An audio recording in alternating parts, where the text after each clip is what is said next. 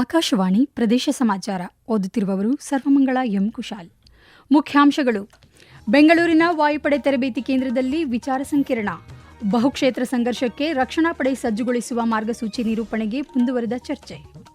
ಹಾವೇರಿ ಜಿಲ್ಲೆಯಲ್ಲಿ 72 ರೈತ ಆತ್ಮಹತ್ಯೆ ಪ್ರಕರಣ ವಿಲೇವಾರಿ. ಸಚಿವ ಶಿವಾನಂದ ಪಾಟೀಲ್. ಮಾಣಿಕ್ಯಧಾರ ಜಲಪಾತದ ಬಳಿ ಕಣ್ಮರೆಯಾಗಿದ್ದ ಕೇರಳ ಮೂಲದ ಬಾಲಕಿ ದೇಹ ಪ್ರಪಾತದಲ್ಲಿ ಪತ್ತೆ. IPL T20 cricket royal Challengers Bengaluru Rajasthan Royals ನಡುವೆ ಗುವಾಹಟಿಯಲ್ಲಿಂದು ಹಣಾಹಣಿ. ವಾರ್ತೆಗಳ ವಿವರ.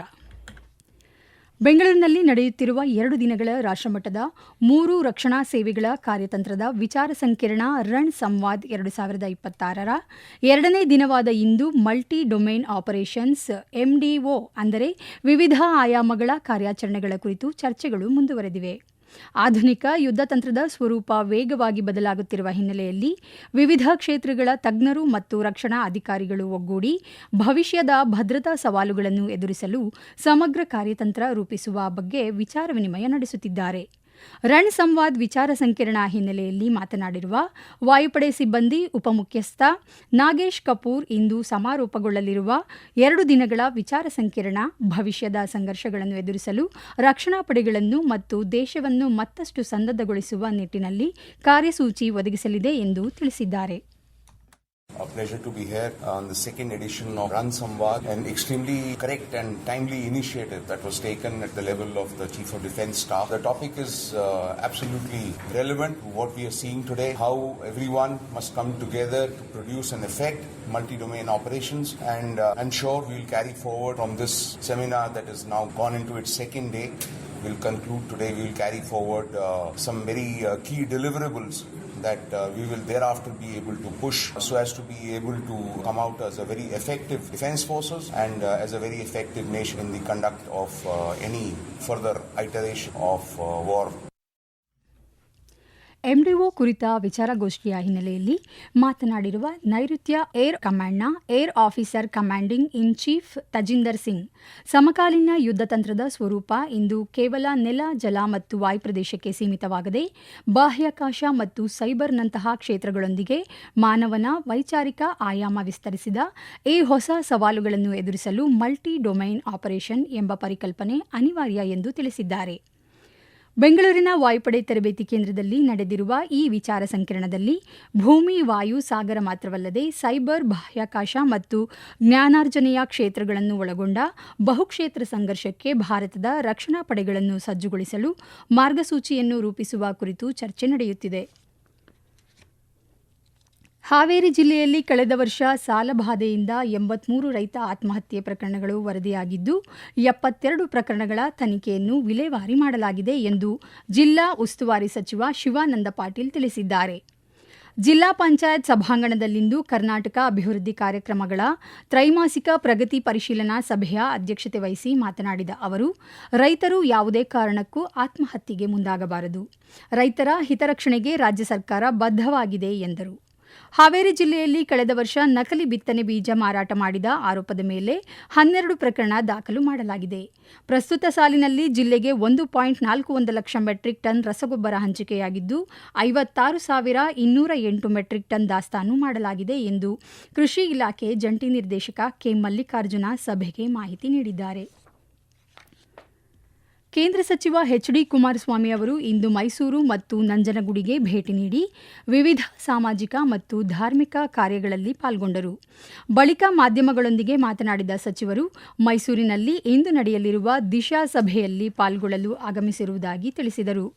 ಇದೇ ವೇಳೆ ಅಪಘಾತಕ್ಕೀಡಾಗಿ 11 ಶಸ್ತ್ರಚಿಕಿತ್ಸೆಗೊಳಗಾದ ನಂಜನಗೂಡಿನ ಮಹಿಳೆಯೊಬ್ಬರ ನೋವಿಗೆ ಸ್ಪಂದಿಸಿದ ಸಚಿವರು ಆಕೆಯನ್ನು ಖುದ್ದಾಗಿ ಭೇಟಿ ಮಾಡಿ ಸಾಂತ್ವನ ಹೇಳಿದರು. ಪ್ರದೇಶ ಸಮಾಚಾರ ಕೇಳುತ್ತಿದ್ದೀರಿ. ನಮ್ಮ ಎಲ್ಲಾ ರಾಷ್ಟ್ರೀಯ ವಾರ್ತೆಗಳು ಹಾಗೂ ಪ್ರದೇಶ ಸಮಾಚಾರ ಈಗ ಆಕಾಶವಾಣಿ ನ್ಯೂಸ್ ಕನ್ನಡ ಯೂಟ್ಯೂಬ್ ಚಾನೆಲ್ನಲ್ಲಿ ಲಭ್ಯ. ನಮ್ಮ ಎಕ್ಸ್ ಖಾತೆ ಮತ್ತು ಇನ್ಸ್ಟಾಗ್ರಾಂ ಖಾತೆ ಆಕಾಶವಾಣಿ ನ್ಯೂಸ್ ಕನ್ನಡ. ಹೆಚ್ಚಿನ ಮಾಹಿತಿಗಾಗಿ ನಮ್ಮ ಫೇಸ್ಬುಕ್ ಖಾತೆ ಆಕಾಶವಾಣಿ ವಾರ್ತೆ ಕನ್ನಡವನ್ನು ಅನುಸರಿಸಿ.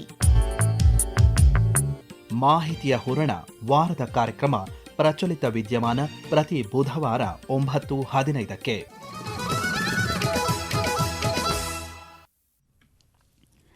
ಚಿಕ್ಕಮಗಳೂರು ಜಿಲ್ಲೆಯ ಮುಳ್ಳಯ್ಯನಗಿರಿ ಬೆಟ್ಟದ ಮಾಣಿಕ್ಯಧಾರಾ ಜಲಪಾತದ ಬಳಿ ಕಳೆದ ಮಂಗಳವಾರ ಕಾಣೆಯಾಗಿದ್ದ ಕೇರಳ ಮೂಲದ ಬಾಲಕಿ ಶ್ರೀನಂದ ದೇಹ ಇಂದು ಪತ್ತೆಯಾಗಿದೆ.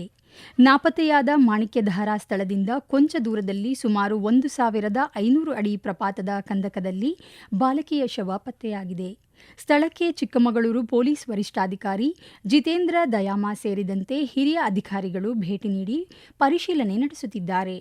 ಬಾಲಕಿಯ ಸಾವಿಗೆ ನಿಖರ ಕಾರಣ ತಿಳಿದು ಬಂದಿಲ್ಲ. ಹೆಚ್ಚಿನ ತನಿಖೆ ಮುಂದುವರೆದಿದೆ. ಮೃತ ಬಾಲಕಿಯು ಕಳೆದ 3 ದಿನಗಳ ಹಿಂದೆ ಮಾಣಿಕ್ಯಧಾರಾ ಜಲಪಾತಕ್ಕೆ ಪ್ರವಾಸಕ್ಕೆ ಬಂದಿದ್ದ ವೇಳೆ ಕಾಣೆಯಾಗಿದ್ದಳು.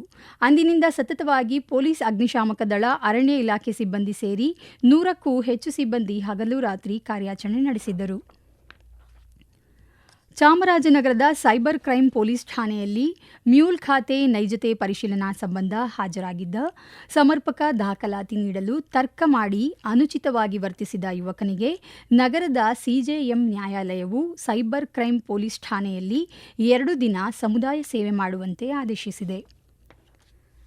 ಹಿರಿಯ ಪತ್ರಕರ್ತ, ರಾಷ್ಟ್ರೋತ್ಥಾನ ಪರಿಷತ್ನ ನಿಕಟಪೂರ್ವ ಅಧ್ಯಕ್ಷ ಹಾಗೂ ರಾಷ್ಟ್ರೋತ್ಥಾನ ಸಾಹಿತ್ಯದ ಗೌರವ ಸಂಪಾದಕರಾಗಿದ್ದ ನಾಡೋಜ ಡಾಕ್ಟರ್ ಎಸ್ಆರ್ ರಾಮಸ್ವಾಮಿ ನಿಧನದ ಬಗ್ಗೆ ಬಿಜೆಪಿ ರಾಜ್ಯಾಧ್ಯಕ್ಷ ಶಾಸಕ ಬಿವೈ ವಿಜಯೇಂದ್ರ ವಿಧಾನಸಭೆಯಲ್ಲಿನ ವಿರೋಧ ಪಕ್ಷದ ನಾಯಕ ಆರ್ ಅಶೋಕ್ ತೀವ್ರ ಸಂತಾಪ ವ್ಯಕ್ತಪಡಿಸಿದ್ದಾರೆ. ವಿಜಯಪುರ ಜಿಲ್ಲೆಯಲ್ಲಿ ಸದ್ಯಕ್ಕೆ ಜಾನುವಾರುಗಳಿಗೆ ಕುಡಿಯುವ ನೀರಿನ ಸಮಸ್ಯೆ ಉಲ್ಬಣಿಸಿಲ್ಲ. ಇಂಡಿ ಹಾಗೂ ಚಡಚಣ ಭಾಗದಲ್ಲಿ ನೀರಿನ ಸಮಸ್ಯೆಯಾಗದಂತೆ ನೋಡಿಕೊಳ್ಳಬೇಕು ಎಂದು ಜಿಲ್ಲಾ ಉಸ್ತುವಾರಿ ಸಚಿವ ಡಾಕ್ಟರ್ ಎಂಬಿ ಪಾಟೀಲ್ ಅಧಿಕಾರಿಗಳಿಗೆ ಸೂಚಿಸಿದ್ದಾರೆ. ವಿಜಯಪುರದಲ್ಲಿ ಇಂದು ನಡೆದ ಜಿಲ್ಲೆಯ ನಗರ ಹಾಗೂ ಗ್ರಾಮೀಣ ಪ್ರದೇಶಗಳಲ್ಲಿನ ಕುಡಿಯುವ ನೀರಿನ ನಿರ್ವಹಣೆ ಕುರಿತ ನಡೆದ ಸಭೆಯ ಅಧ್ಯಕ್ಷತೆ ವಹಿಸಿ ಅವರು ಮಾತನಾಡಿದರು. ಈ ವಿಷಯದಲ್ಲಿ ನಿರ್ಲಕ್ಷ್ಯ ವಹಿಸುವ ಅಧಿಕಾರಿಗಳ ವಿರುದ್ಧ ಕಠಿಣ ಕ್ರಮ ಕೈಗೊಳ್ಳಲಾಗುವುದು ಎಂದರು. ಬೇಸಿಗೆ ಸಂದರ್ಭದಲ್ಲಿ ಅಧಿಕಾರಿಗಳು ಕ್ರಿಯಾಶೀಲರಾಗಿ ಕಾರ್ಯನಿರ್ವಹಿಸಬೇಕು. ಗ್ರಾಮೀಣ ಹಾಗೂ ನಗರ ಪ್ರದೇಶದಲ್ಲಿ ಸಮಸ್ಯೆಗಳಿದ್ದಲ್ಲಿ ಜಿಲ್ಲಾ ಮಟ್ಟದ ಅಧಿಕಾರಿಗಳು ತಾಲೂಕು ಕೇಂದ್ರಗಳಿಗೆ ತಕ್ಷಣ ತೆರಳಿ ಸಭೆ ನಡೆಸಿ ಸಮಸ್ಯೆ ಬಗೆಹರಿಸಬೇಕು ಎಂದು ಸಚಿವರು ಅಧಿಕಾರಿಗಳಿಗೆ ಸೂಚಿಸಿದರು. ಮುಂದಿನ 20 ದಿನಗಳವರೆಗೆ ನೀರು ಬಿಡುಗಡೆ ಸಂದರ್ಭದಲ್ಲಿ ಸಣ್ಣ ನೀರಾವರಿ ಇಲಾಖೆ ಸೇರಿದಂತೆ ವಿವಿಧ ಇಲಾಖೆಗಳೊಂದಿಗೆ ಸಮನ್ವಯತೆ ಸಾಧಿಸಲು ಜಿಲ್ಲಾಧಿಕಾರಿಗಳು ಸಮನ್ವಯ ಸಭೆ ನಡೆಸಿ ಬೇಸಿಗೆಯಲ್ಲಿ ನೀರಿನ ಸಮಸ್ಯೆ ಉಲ್ಬಣಗೊಳ್ಳದಂತೆ ನೋಡಿಕೊಳ್ಳಬೇಕು ಎಂದರು. ನಾಳೆ ಒಟ್ಟು 2.3 ಟಿಎಂಸಿ ನೀರನ್ನು ಕೆರೆಗಳಿಗೆ ಹರಿಸಲಾಗುವುದು ಎಂದು ತಿಳಿಸಿದ ಸಚಿವರು, ನೀರು ಹರಿಸುವ ಸಂದರ್ಭದಲ್ಲಿ ನಿಗಾ ವಹಿಸಿ ಕೊನೆಯ ಹಂತದವರೆಗೂ ನೀರು ತಲುಪುವಂತೆ ನೋಡಿಕೊಳ್ಳಬೇಕು ಎಂದು ಸೂಚಿಸಿದರು. ಉತ್ತರ ಕನ್ನಡ ಜಿಲ್ಲೆಯಲ್ಲಿನ ಪ್ರತಿಯೊಂದು ಜನನ ಮತ್ತು ಮರಣ ಘಟನೆಗಳನ್ನು ಯಾವುದೇ ವಿಳಂಬಕ್ಕೆ ಆಸ್ಪದ ನೀಡದಂತೆ 21 ದಿನಗಳ ಒಳಗೆ ಕಡ್ಡಾಯವಾಗಿ ನೋಂದಣಿ ಮಾಡುವಂತೆ ನೋಂದಣಾಧಿಕಾರಿಗಳಿಗೆ ಅಪರ ಜಿಲ್ಲಾಧಿಕಾರಿ ಸಾಜಿದ್ ಮುಲ್ಲಾ ಸೂಚನೆ ನೀಡಿದ್ದಾರೆ. ಅವರು ಕಾರವಾರದಲ್ಲಿ ಇಂದು ನಡೆದ ಜಿಲ್ಲಾ ಮಟ್ಟದ ಜನನ ಮರಣ ನೋಂದಣಿ ಸಮನ್ವಯ ಸಮಿತಿ ಸಭೆಯ ಅಧ್ಯಕ್ಷತೆ ವಹಿಸಿ ಮಾತನಾಡಿದರು. ಪ್ರತಿ ತಿಂಗಳು ತಹಶೀಲ್ದಾರ್ಗಳ ಅಧ್ಯಕ್ಷತೆಯಲ್ಲಿ ತಾಲೂಕು ಮಟ್ಟದ ಸಮನ್ವಯ ಸಮಿತಿ ಸಭೆ ನಡೆಸಿ ಜನನ ಮರಣ ನೋಂದಣಿ ಪರಿಶೀಲನೆ ನಡೆಸುವಂತೆ ಅವರು ತಿಳಿಸಿದರು. ಈ ಕುರಿತಂತೆ ಸಾರ್ವಜನಿಕರಿಗೆ ಸ್ವಚ್ಛ ವಾಹಿನಿ ವಾಹನಗಳ ಮೂಲಕ ಜಿಲ್ಲೆಯಾದ್ಯಂತ ನಿರಂತರವಾಗಿ ಪ್ರಚಾರ ಮಾಡುವಂತೆ ಜಿಲ್ಲಾಧಿಕಾರಿ ನಿರ್ದೇಶನ ನೀಡಿದರು. ಉಡುಪಿ ಜಿಲ್ಲೆಯ ರೈತ ಕರೆ ಕೇಂದ್ರದಲ್ಲಿ ಕರೆಗಳನ್ನು ಸ್ವೀಕರಿಸಲು ಹಾಗೂ ಸಕಾಲದಲ್ಲಿ ಸೇವೆಗಳನ್ನು ಒದಗಿಸಲು ಟೋಲ್ ಫ್ರೀ ಸಂಖ್ಯೆಯ ಜೊತೆಗೆ ವ್ಯಾನಿಟಿ ಸಂಖ್ಯೆಯಾದ 8277003553 ಸಕ್ರಿಯಗೊಳಿಸಲಾಗಿದೆ. ರೈತರಿಗೆ ಬೆಳೆ ಸಮೀಕ್ಷೆ, ಪ್ರಧಾನಮಂತ್ರಿ ಕಿಸಾನ್ ಸಮ್ಮಾನ್ ನಿಧಿ, ಪ್ರಧಾನಮಂತ್ರಿ ಫಸಲ್ ಬಿಮಾ ಯೋಜನೆ, ಹವಾಮಾನ ಮಾಹಿತಿ ಹಾಗೂ ಕೃಷಿ ಇಲಾಖೆಯ ಇತರ ಯೋಜನೆಗಳು ಮತ್ತು ತಾಂತ್ರಿಕ ಸಂಬಂಧಿತ ಮಾಹಿತಿಗಳನ್ನು ಟೋಲ್ ಫ್ರೀ ಸಂಖ್ಯೆಯಾದ 1-800-425-3553 ಬಳಸಿ ಒದಗಿಸಲಾಗುತ್ತಿದೆ. ಕರೆ ಕೇಂದ್ರದಲ್ಲಿ ರೈತರು ಇದರ ಸದುಪಯೋಗ ಪಡೆದುಕೊಳ್ಳುವಂತೆ ಕೃಷಿ ಇಲಾಖೆಯ ಜಂಟಿ ಕೃಷಿ ನಿರ್ದೇಶಕರು ತಿಳಿಸಿದ್ದಾರೆ. ಗುವಾಹಟಿಯಲ್ಲಿಂದು ನಡೆಯಲಿರುವ ಐಪಿಎಲ್ ಟಿ20 ಪಂದ್ಯದಲ್ಲಿ ರಾಯಲ್ ಚಾಲೆಂಜರ್ಸ್ ಬೆಂಗಳೂರು ಹಾಗೂ ರಾಜಸ್ಥಾನ್ ರಾಯಲ್ಸ್ ತಂಡಗಳು ಸೆಣಸಲಿವೆ. ಪಂದ್ಯ ರಾತ್ರಿ 7:30ಕ್ಕೆ ಆರಂಭವಾಗಲಿದೆ. ಕೊನೆಯಲ್ಲಿ ಮತ್ತೊಮ್ಮೆ ಮುಖ್ಯಾಂಶಗಳು. ಬೆಂಗಳೂರಿನ ವಾಯುಪಡೆ ತರಬೇತಿ ಕೇಂದ್ರದಲ್ಲಿ ವಿಚಾರ ಸಂಕಿರಣ.